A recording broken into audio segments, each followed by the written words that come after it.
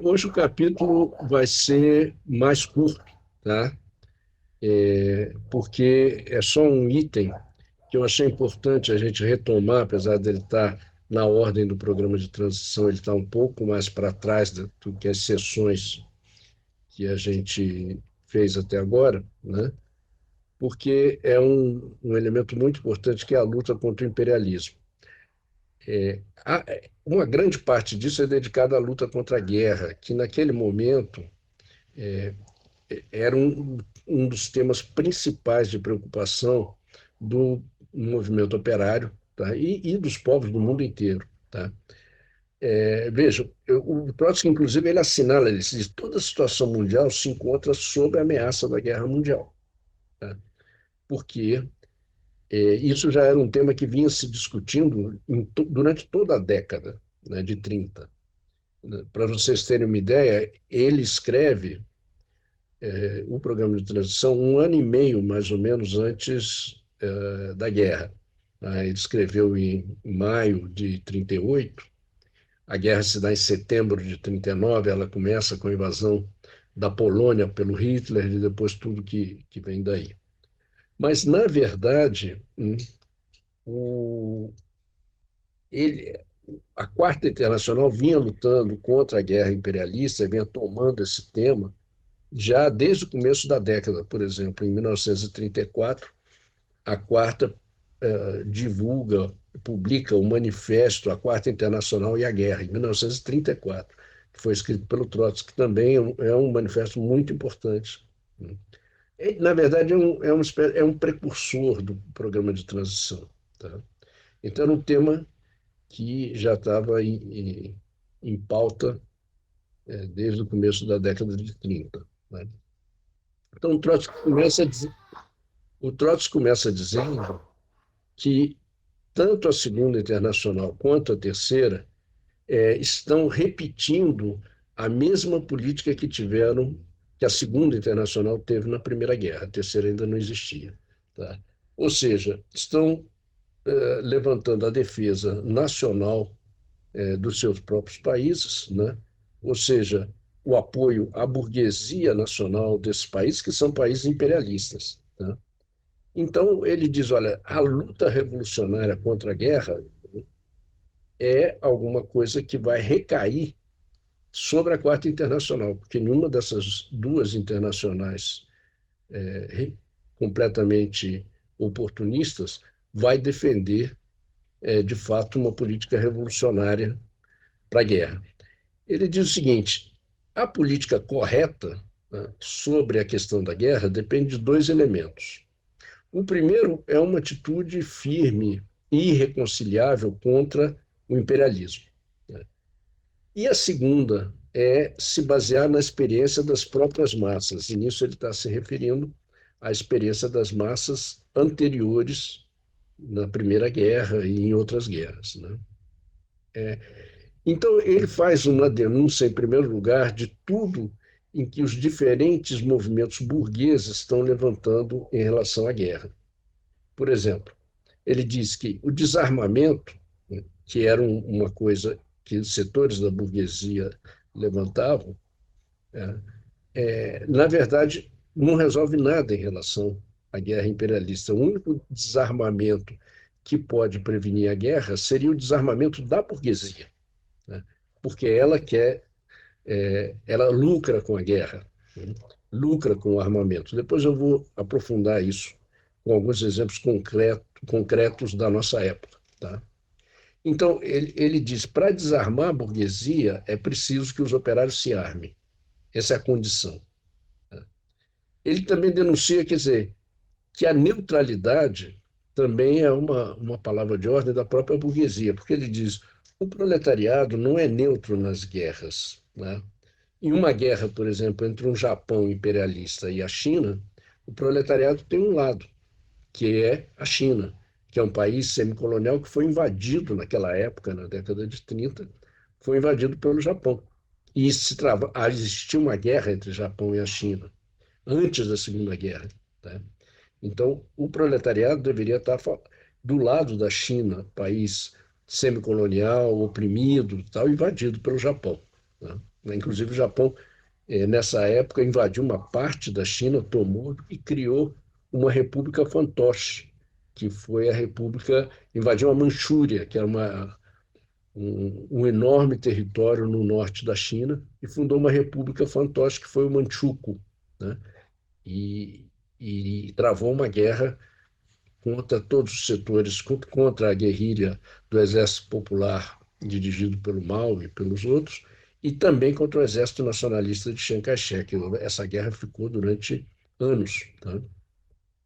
E ele dizia também que o proletariado não é neutro numa guerra entre, por exemplo, a Alemanha e a União Soviética, que o proletariado deveria tomar a defesa da China, país semicolonial invadido, e da União Soviética, também um Estado operário, mesmo que a direção fosse completamente stalinista, né, que era uma direção contra-revolucionária e etc. Mas o Estado era um Estado operário. Isso é parecido, num certo sentido, com a defesa hoje que a gente faz na guerra entre a Rússia, país agressor e uma potência militar, etc., contra a Ucrânia, uma guerra que está ameaçando a soberania da Ucrânia, e nós defendemos a Ucrânia dentro disso, sem apoiar o governo da Ucrânia, que é um governo burguês como qualquer outro. Tá? Ele ressalta, inclusive, que tanto a defesa da China quanto da União Soviética não pela mão dos imperialismos. Como hoje, por exemplo, a gente também está contra a OTAN, né? No caso da guerra da Ucrânia contra a Rússia, ele diz não. Nossa posição aí não é fazer a defesa desses países pela mão dos países imperialistas, mas sim pela ação independente da classe operária. Tá? Aí depois ele assinala outra política que é muito falada pelos setores burgueses, que é a defesa da pátria. Tá? Ele diz, para a burguesia, a defesa da pátria significa a defesa dos lucros e das pilhagens que o imperialismo faz. Agora, para os operários, ele diz a pátria significa outra coisa. Por exemplo, a União Soviética significava a pátria dos operários. Tá? Então, essa defesa em relação aos operários era positiva. Por outra parte, ele diz o seguinte: o pacifismo, né, ele tem um caráter diferente de acordo com quem defende. Então, ele diz: o pacifismo para os diplomatas, para os funcionários, para os jornalistas, significa uma forma de cobertura de uma política imperialista. No entanto, o pacifismo para os operários significa a desconfiança do imperialismo. Né?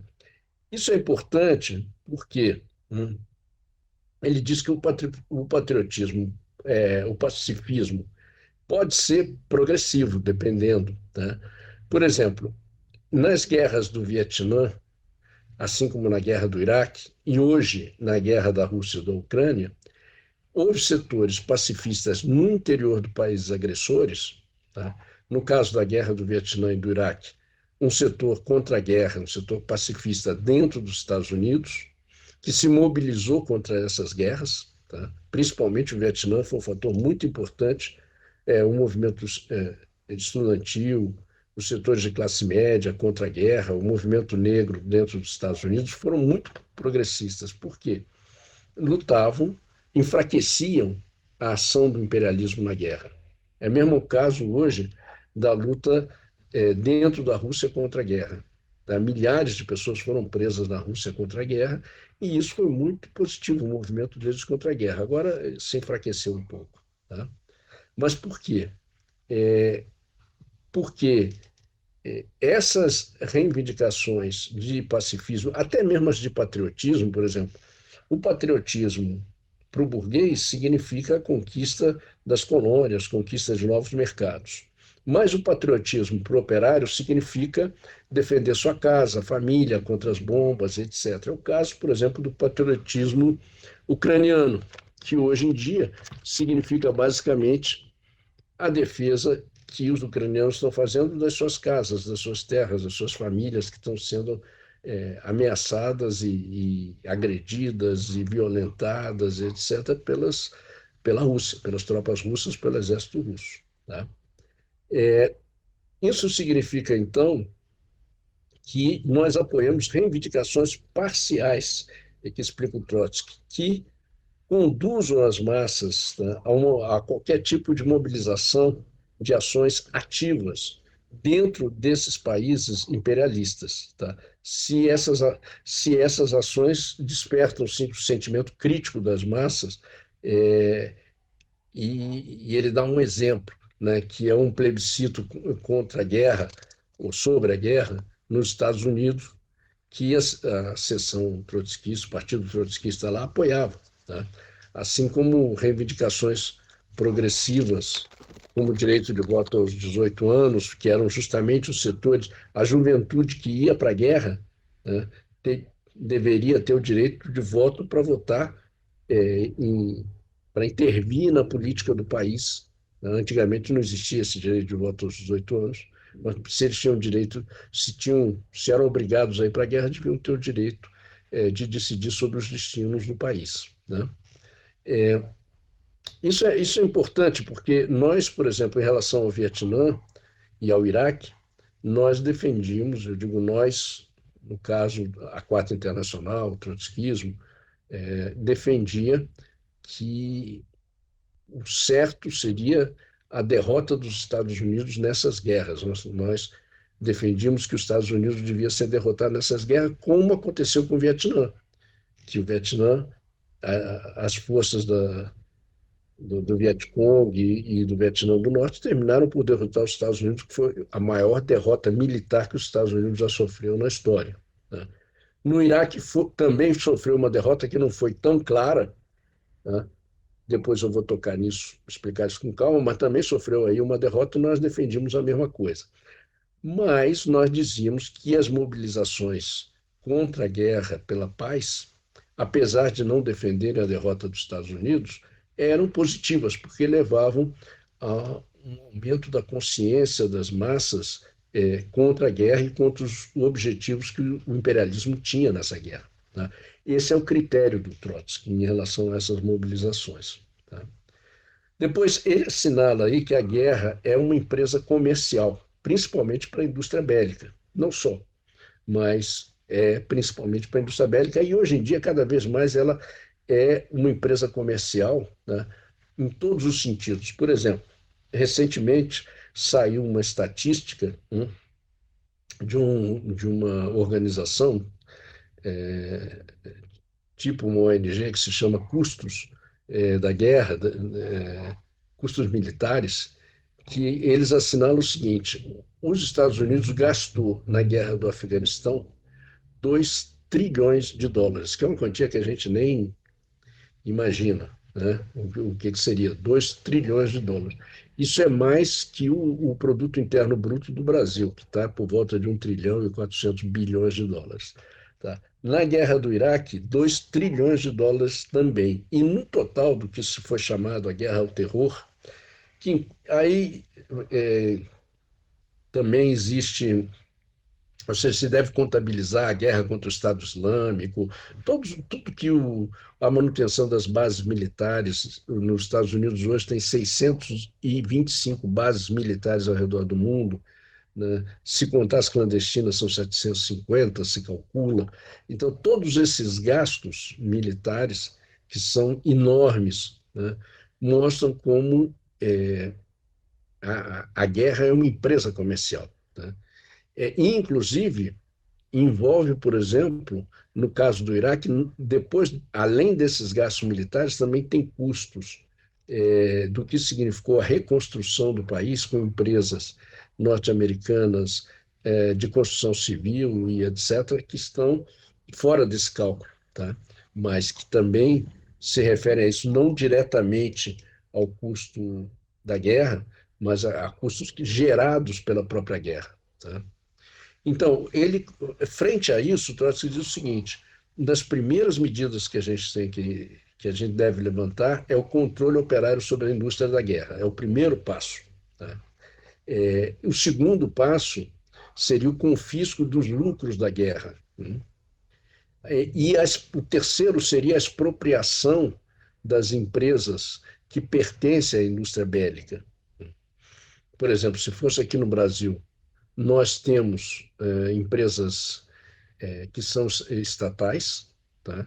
Como a Embel, como o Arsenal da Marinha, a empresa que está construindo o submarino nuclear, que é um consórcio entre os franceses e algumas empresas brasileiras e etc. Mas ele diz que nós temos que levantar sobre essas empresas o controle operário delas, né? E colocar a independência das organizações operárias em relação ao controle militar e policial.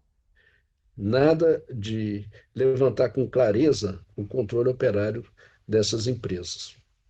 Bom, depois ele levanta uma série de reivindicações que eu acho são muito importantes, algumas delas são democráticas,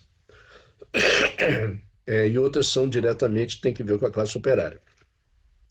Então, ele diz que o objetivo dessas reivindicações é arrancar o destino dos povos das mãos dos imperialistas. A primeira delas seria a abolição completa da diplomacia secreta. Isso é muito importante porque é uma reivindicação, digamos, democrática, de transparência, né, daqueles acordos e tratados entre as potências que são completamente secretos, ninguém sabe do seu. Por exemplo, um tratado que existiu entre a Alemanha de Hitler e a União Soviética, é o chamado famoso Tratado Molotov-Ribbentrop, que eram os ministros de Relações Exteriores da época, né, da Alemanha e da União Soviética, ou chamado também Tratado Hitler-Stalin, né?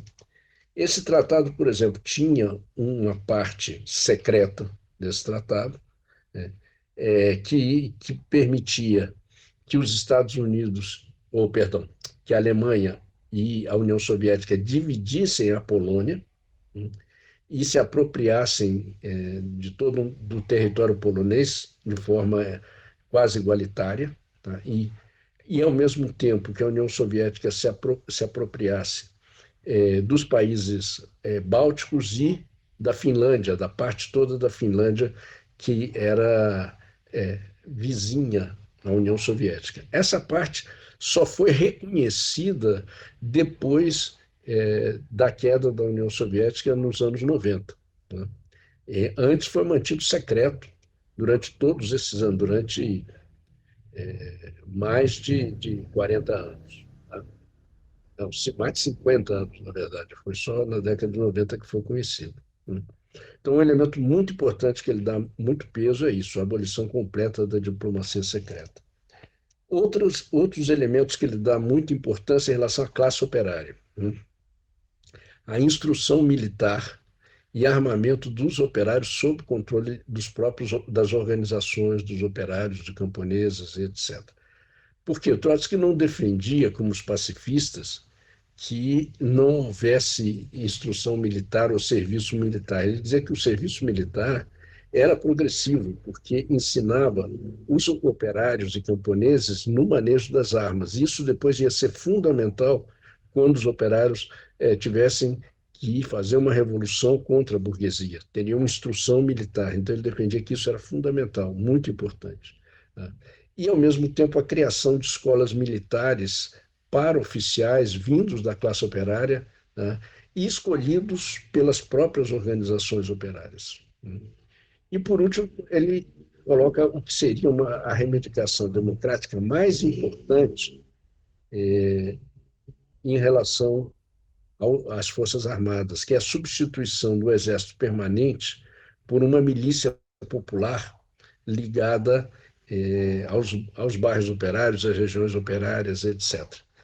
Isso vem de uma experiência da própria Comuna de Paris, onde o exército, que era muito mais controlado pela burguesia, fica do lado da burguesia, apoia o governo de Versalhes, né? E a Guarda Nacional, que era um tipo de milícia operária bem ligado aos bairros, bem ligado à própria classe operária, com oficiais que vinham da classe operária, e a Guarda Nacional toma a defesa da Comuna de Paris, toma a defesa da própria cidade de Paris e da classe operária. Então, a milícia operária é uma reivindicação democrática, dos trabalhadores, né? Por fim, ele toma uma posição em relação ao problema da própria guerra imperialista que estava se avizinhando, né? Ele diz que a burguesia imperialista domina o mundo, então o proletariado, nessa guerra imperialista, tem que lutar contra o imperialismo, né, e todas as suas guerras.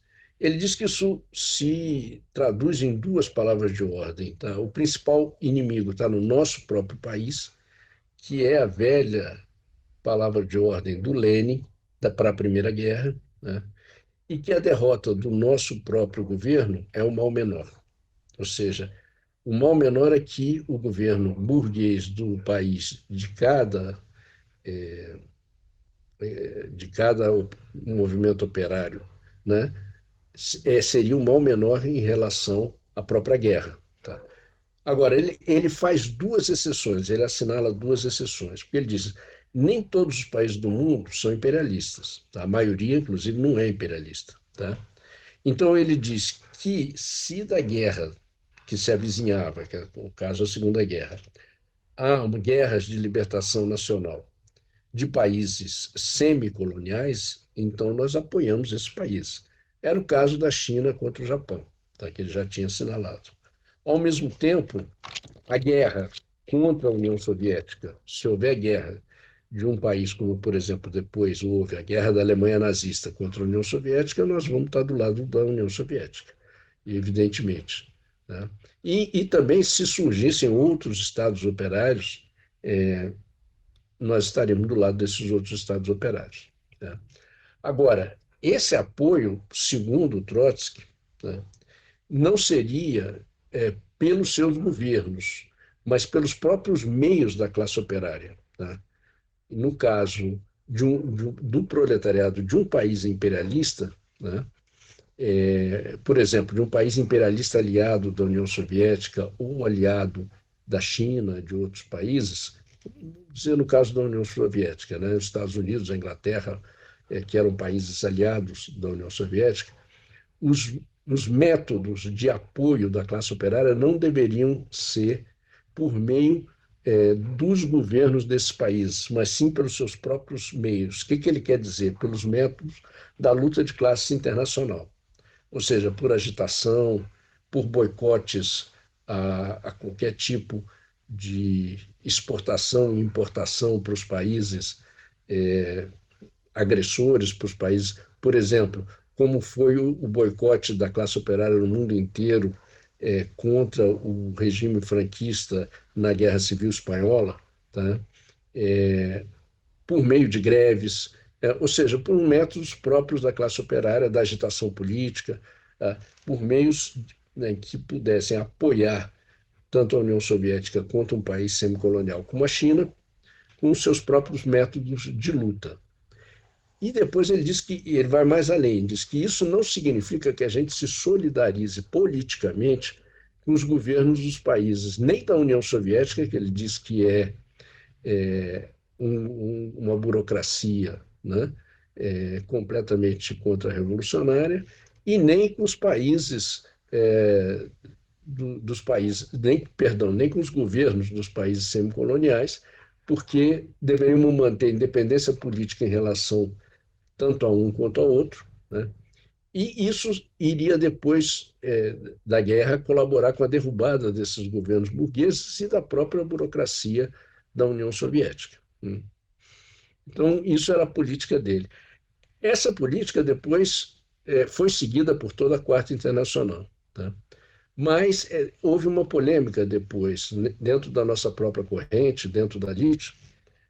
Moreno mesmo achava que essa política, que Trotsky cometeu um engano parcial nessa política, né? Importante, porque ele dizia que Trotsky não levou em conta, né, o fato de que, na verdade, o nazismo defendia um outro tipo de regime político, que era um tipo de regime político que levava à escravidão e a uma ditadura brutal, que, inclusive, levava à eliminação física de,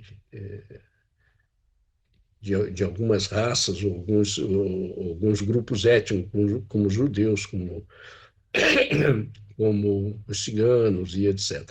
Então, ele disse que ele não levou em conta esse problema, que além de ser uma guerra interimperialista, é verdade, entre o eixo formado pela Alemanha, Japão e Itália, e entre Estados Unidos, Inglaterra e, e principalmente e outros países, além dessa luta, a União Soviética também, mas além dessa luta entre esses dois blocos imperialistas, havia uma luta também contra um regime que era um regime completamente ditatorial e que, em relação à própria classe operária, era praticamente um regime de trabalho escravo. Porque houve a Alemanha transformou os campos de concentração em um regime escravo para as empresas e etc. Ele disse que isso foi um erro que localizou mal o trotskismo, né? Mas é uma polêmica, tá? Eu estou falando, adiantando alguma polêmica que depois talvez vocês discutem por aí, tá? E, por último, o Trotsky também levanta isso parcialmente, porque no final desse item ele diz que, apesar de ser uma guerra interimperialista, ele diz há aqui um, todo tipo de política de preconceito de raça, né, contra principalmente o antissemitismo. Ele está falando, evidentemente, do nazismo da Alemanha, tá? E ele diz que parte do programa fundamental da Quarta Internacional é a denúncia de qualquer tipo de opressão de raça ou opressão nacional, étnica e etc. Tá? Então, ele levanta isso. Mas existe essa discussão dentro, pelo menos dentro da LIT. Isso nunca foi formalizado num documento, nada assim, mas é uma discussão que se deu.